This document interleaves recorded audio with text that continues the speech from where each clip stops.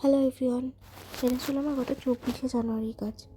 আর যেহেতু সকালে বৃদ্ধির লোক ছিল, তাই সকাল সকালই বেরিয়ে গেছিলাম এনাকে সাথে করে নিয়ে। আর টোটোয় যাওয়ার সময় মায়ের দর্শনটাও করে নিলাম।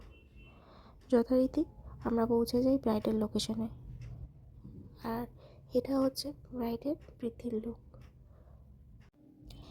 আর যেহেতু ব্রাইড আমাকে প্রথমেই বলে দিয়েছিলো সে কীরকম লুক চায় না চায়, তো সেটার ক্লিপিংসটা নেওয়া হয়নি। আর যেহেতু অনেকটা লেট করেই ব্রাইড আমার কাছে বসেছিলো, তাই প্রথমের দিকে শটগুলো নেওয়া হয়নি।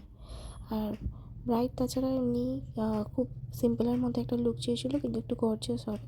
তো আই মেকআপ কেমন হবে না হবে সে প্রথমেই আমাকে জানিয়ে দিয়েছিলো, তো সেই অনুযায়ী আমি করার চেষ্টা করেছি।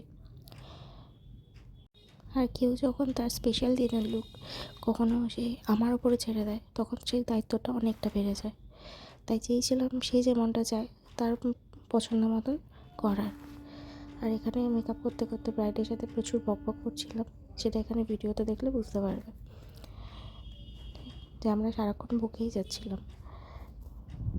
বিয়েটা প্রত্যেকটা মেয়ের কাছে খুব স্পেশাল একটা দিন, তো স্পেশাল দিনে স্পেশাল তো প্রত্যেককেই লাগতেই হবে।